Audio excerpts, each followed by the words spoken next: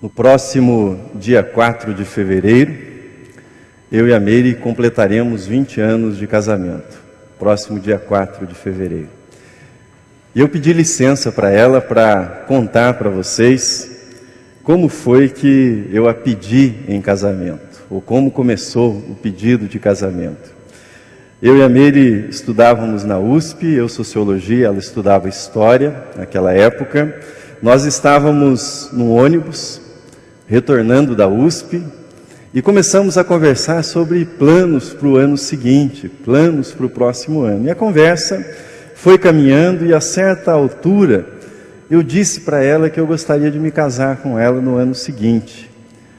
Ela estranhou aquilo, olhou para mim um pouco assustada e perplexa e disse: "Você está me pedindo em casamento?" Até então a gente não havia conversado sobre isso. "Você está me pedindo em casamento?" E eu respondi, tentando já me defender, não é? "Você não quer se casar comigo?" Ela disse: "Não é essa a questão, mas eu acho que aqui não é o lugar." Eu não havia imaginado isso, né, dentro do ônibus, conversar sobre isso com você. Como é difícil esperar. Depois eu fiz as coisas corretamente. Marquei num restaurante, um jantar, clima romântico, bebi até um suco de rosas que eu nunca mais voltei a beber. Mas isso é uma outra história, depois eu conto para vocês. Como é difícil esperar, como é difícil.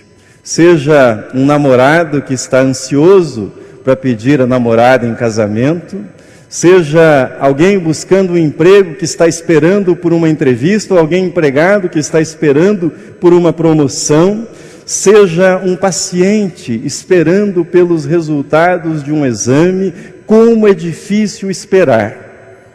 Se eu tiver que fazer uma lista de 5 coisas que eu menos gosto, certamente espera estará no topo dessa lista. É muito difícil esperar.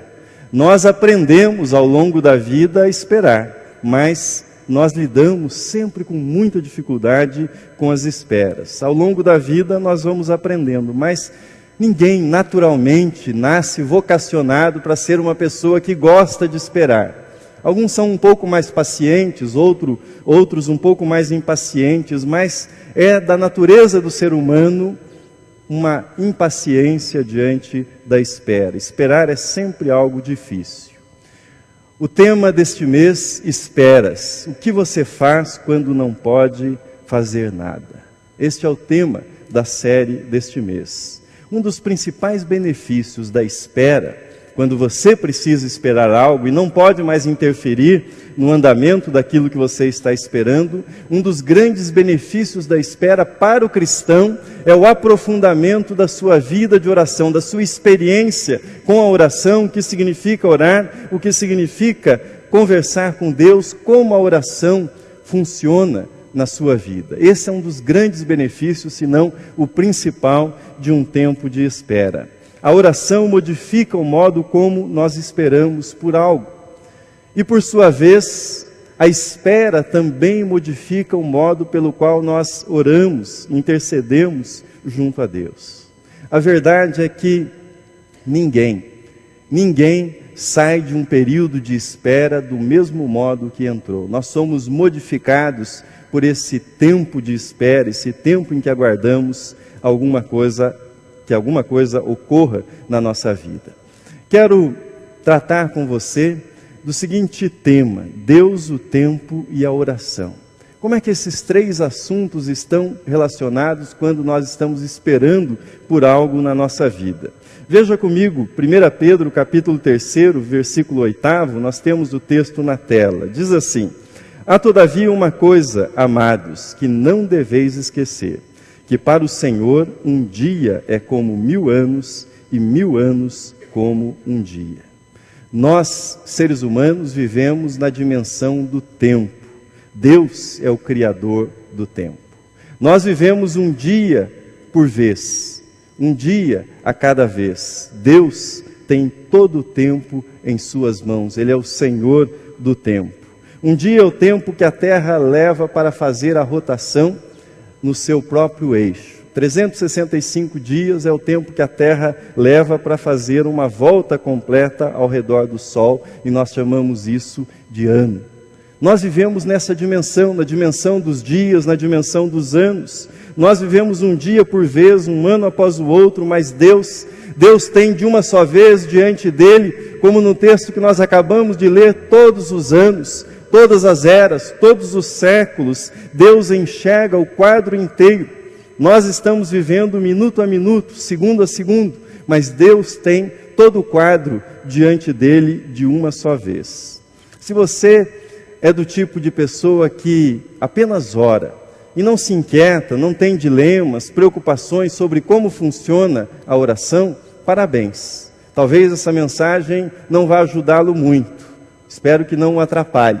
Mas se você é do tipo de pessoa que se inquieta a respeito da resposta para a sua oração ou para as suas orações, se você tem esse tipo de inquietação, talvez essa mensagem possa ajudá-lo. Se você tem questões que buscam relacionar, por exemplo, causas naturais com a soberania de Deus, será que as nossas orações interferem, atuam, de fato modificam a realidade, ou elas servem apenas para acalmar o nosso coração e as coisas seguirão o seu curso natural?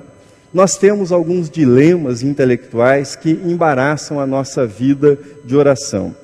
Esses dilemas são uma espécie de senso comum do nosso tempo e, em menor ou maior grau, todas as pessoas são afetadas por esses dilemas. Quais são esses dilemas? Por exemplo, o determinismo. Já está tudo determinado. Que diferença fará a minha oração? Nós nos perguntamos, diante do determinismo, dessa perspectiva. Se já está tudo determinado, que diferença fará a minha oração no resultado disto ou daquilo que eu saberei daqui a uma semana, daqui a um mês? Como a oração atua? O determinismo dá uma sentença: a oração não fará nenhuma diferença. Acalme-se e as coisas seguirão o seu curso. Outro dilema que embaraça a vida de oração é a banalidade.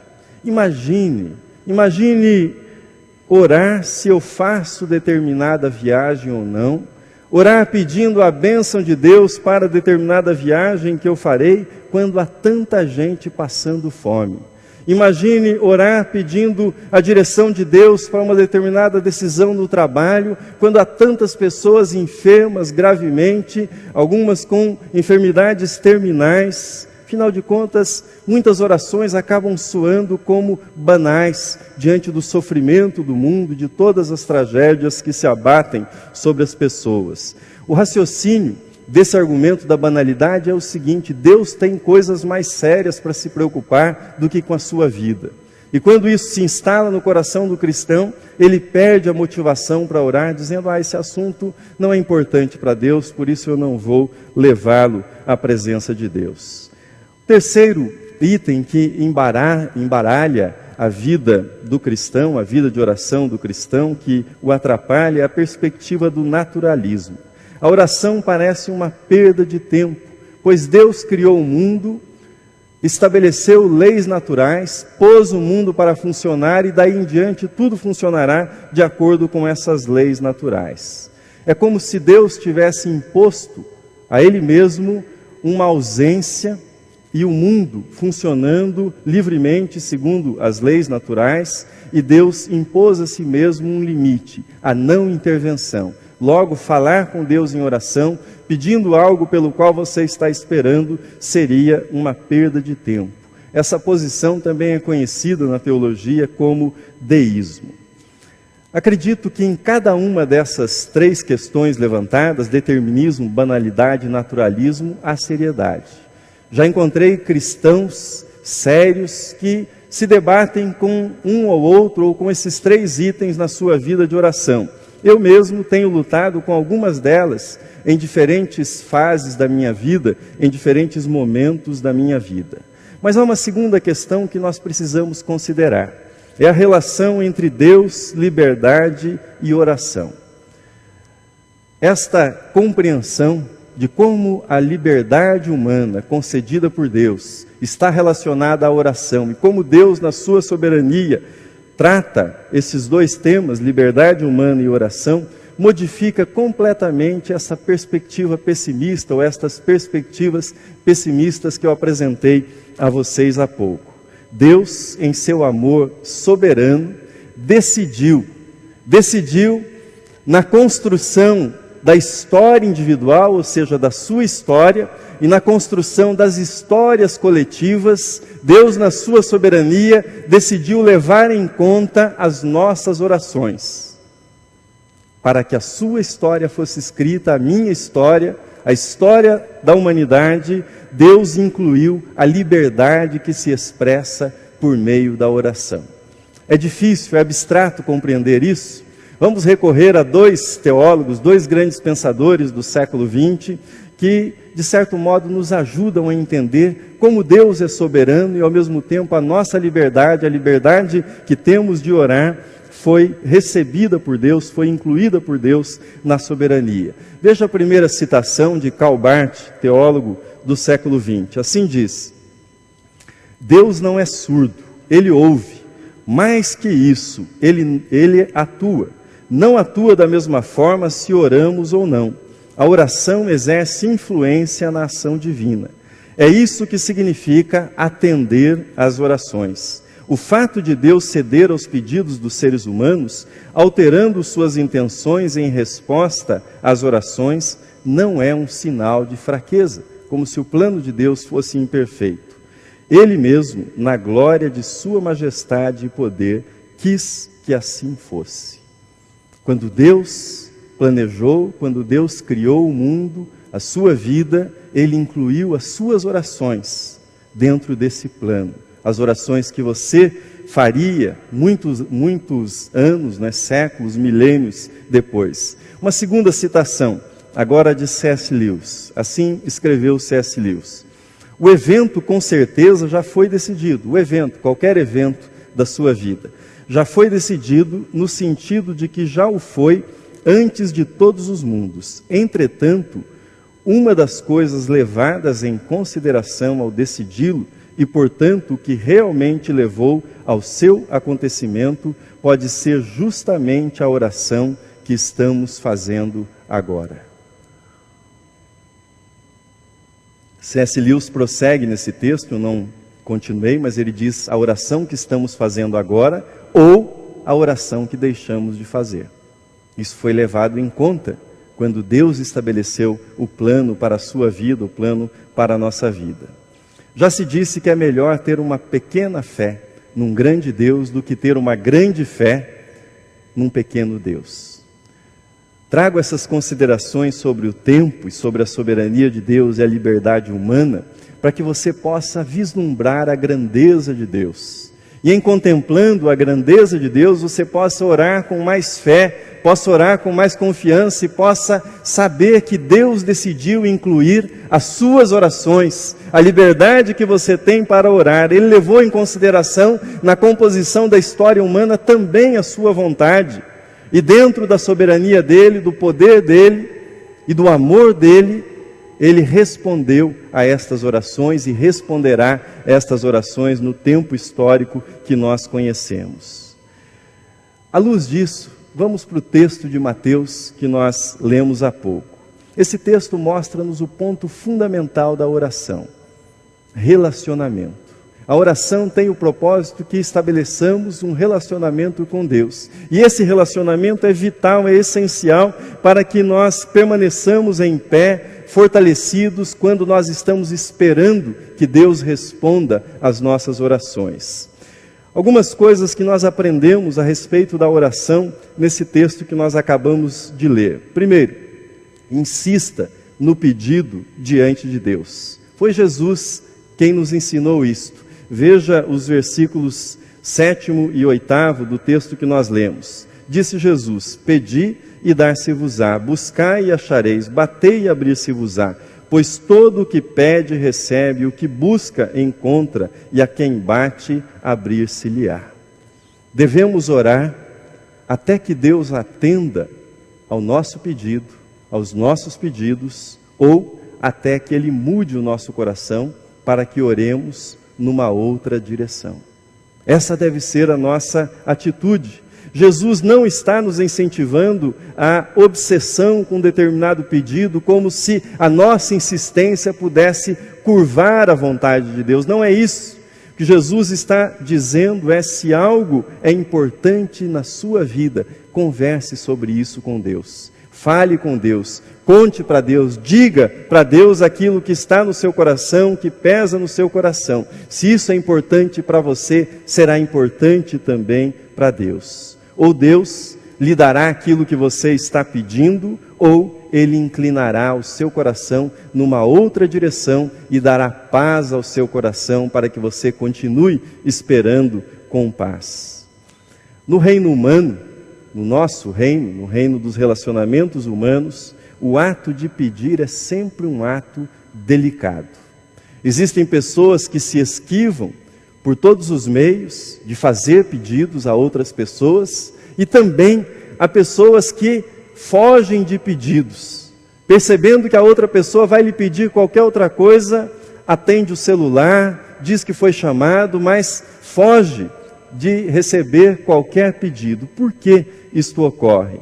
Porque o pedido, quando alguém pede, quando alguém recebe um pedido, estabelece um relacionamento, estabelece um tipo de intimidade, estabelece um tipo de vínculo que muitas vezes deixa as pessoas desconfortáveis. Mas o pedido tem esse poder, o poder de estabelecer vínculo, de estabelecer relacionamento, de estabelecer intimidade entre duas pessoas. Quando nós pedimos algo para Deus, nós estamos iniciando um relacionamento com Deus. Se já iniciamos esse relacionamento, o ato de pedir vai intensificar esse relacionamento, vai tornar esse relacionamento mais íntimo, mais próximo. E quando nós fazemos isso, nós conhecemos melhor a Deus e também Deus nos conhece. Deus conhece o que está no nosso coração por revelação nossa, por intencionalidade da nossa parte. Agora Deus decidiu, foi Ele que decidiu levar em conta, acolher os seus pedidos. Por isso, insista, peça, bata. Não tenha receio de falar com Deus, de pedir aquilo que está no seu coração. Segunda coisa, saiba para quem você está pedindo. Saiba com quem você está falando. Veja comigo a lógica que Jesus aplicou para fundamentar a nossa petição, as nossas petições e a insistência na petição.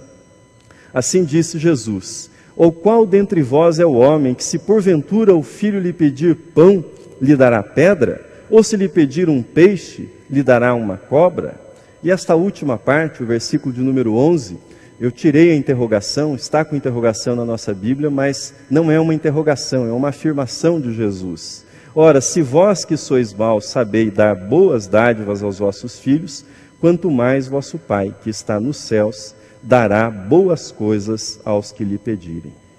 É isto que Jesus diz, trazendo para o exemplo humano.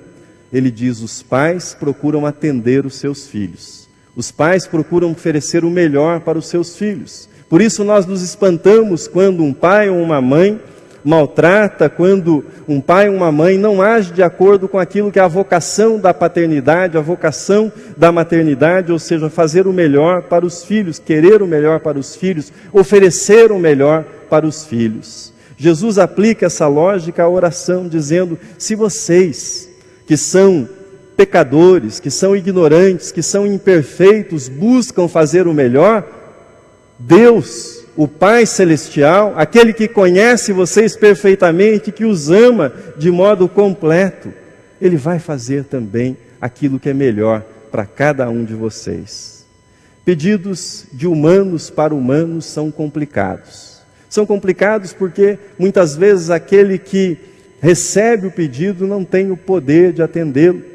Muitas vezes porque aquele que recebe o pedido simplesmente não quer atendê-lo, ou porque aquele que está pedindo, às vezes pede em prejuízo para si mesmo, ou pede para manipular aquele que recebe o pedido. Enfim, pedidos humanos são complicados quando são dirigidos a outros seres humanos.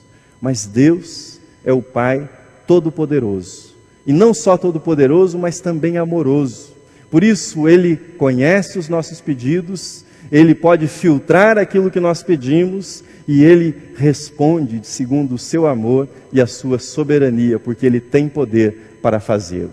É isso que diz Efésios capítulo 3, versículo 20, que assim diz: Deus é poderoso para fazer infinitamente mais do que tudo quanto pedimos ou pensamos, conforme o seu poder que opera em nós. Os nossos pedidos são parte daquilo que Deus faz por nós. Ele faz muito mais do que nós pedimos ou pensamos. Saiba então a quem você está pedindo. Você está pedindo para um Pai que é um Pai perfeito, um Pai que o ama completamente. Em terceiro lugar, quando você estiver esperando, pedindo, intercedendo em favor de algo na sua vida, confie que Ele, Deus, lhe dará sempre o melhor. Deus lhe dará sempre o melhor. É isso que afirma o versículo de número 11 que nós lemos há pouco, dizendo que Ele dará boas coisas aos que lhe pedirem. Na mitologia grega, são frequentes as histórias dos deuses que respondiam às orações. Uma das histórias que eu gosto bastante é a história de Aurora. Aurora apaixonou-se por um mortal chamado Teotônio. Procurou Zeus, o deus dos deuses na mitologia grega, e intercedeu em favor do seu amado, do seu namorado. Ele era um mortal, ela era uma deusa, e ela pediu a Zeus que fosse concedido a Teotônio a vida eterna, a imortalidade. Zeus concedeu o pedido, mas ela esqueceu de um detalhe, pequeno detalhe. Ela precisava ter pedido para ele não apenas a imortalidade, mas que ele permanecesse sempre jovem. Como ela não fez esse pedido, esse mito grego conta que ela ficou com Teotônio, ele não morria, mas ele ia ficando cada vez mais velhinho. E ela casada com ele, sempre jovem, bonita. Os mitos gregos e as orações dirigidas aos deuses na mitologia grega têm sempre uma armadilha, sempre uma tragédia. O Deus atende o pedido, mas com o pedido ele põe alguma coisa que vai ser uma grande enrascada para aquele que fez o pedido. Na Bíblia não é assim. Na Bíblia não é assim. Deus fará sempre aquilo que é melhor para os seus filhos. Deus nunca atenderá você concedendo um pedido que você fez e nesse pedido Ele colocará uma armadilha para a sua vida. Deus nunca fará isso. Às vezes Ele atenderá o pedido, sarará a enfermidade, outras vezes Ele não fará isso. Às vezes Ele atenderá o seu pedido por uma promoção profissional em alguma área profissional, outras vezes Ele não fará isso. Às vezes Ele atenderá um pedido no campo sentimental, outras vezes Ele não fará isso, mas a convicção que precisa nos guiar é a seguinte: aquilo que Ele fará é o melhor para a nossa vida. Esta é a convicção que precisa estar no nosso coração quando esperamos algo da parte de Deus. Aquilo que Deus fará será sempre o melhor, dizendo sim ou dizendo não para aquilo que nós levamos à presença dEle em oração. Termino a nossa meditação. O que eu expus até aqui sintetiza uma verdade profunda sobre o universo como um todo. Que verdade é esta sobre o universo? O mundo no qual nós vivemos é um mundo relacional, completamente relacional. Por isso, este mundo, este universo responde ao desejo, à vontade, à oração, aquilo que nós levamos à presença de Deus. Foi Deus, o próprio Deus, que na sua soberania decidiu que o universo fosse assim, decidiu que o mundo fosse assim e que nós participássemos dos resultados por meio das nossas orações que nós levamos à presença dEle. Não poderia ser diferente. A Bíblia diz que Deus é um Deus trino, Pai, Filho e Espírito Santo, ou seja, um Deus em si mesmo relacional. Um Deus que não vive longe lá no céu, como diz aquele antigo cântico, sem se importar comigo, mas agora ao meu lado está. É um Deus que se importa, que está próximo de nós e que atende aos pedidos que nós levamos à presença dEle. Termino perguntando para você, qual é a sua espera neste ano de 2015? Quais são as suas esperas? Quais são as coisas pelas quais você tem esperado na sua vida? Você está esperando que algo aconteça na vida familiar? Você está esperando algo na sua vida profissional? Está esperando por algo nas suas decisões particulares? O que é que você tem esperado ao longo da sua vida, especialmente nesse ano de 2015? Espere em Deus. Espere em Deus. Espere falando com Deus em oração dos seus planos, das suas decisões, dos seus desejos, dos seus sonhos. Espere sabendo que ao esperar em Deus você estará falando com aquele que tem todo o poder, com o Criador de todas as coisas, aquele que cuida de cada detalhe do que existe no mundo e aquele que responde aos seus pedidos. Espere confiando que Ele lhe dará sempre o melhor. Quando a espera chegar ao fim, o resultado será o melhor para a sua vida. Espere, sabendo que você está pedindo ao seu Pai Celestial, não a um Deus cruel, que monta armadilhas ao longo da sua vida, mas ao seu Pai Celestial, aquele que cuida de você como o Pai cuida do Filho, e que fará o melhor para a sua vida. Deus o abençoe nas suas esperas, e espere em oração. Amém.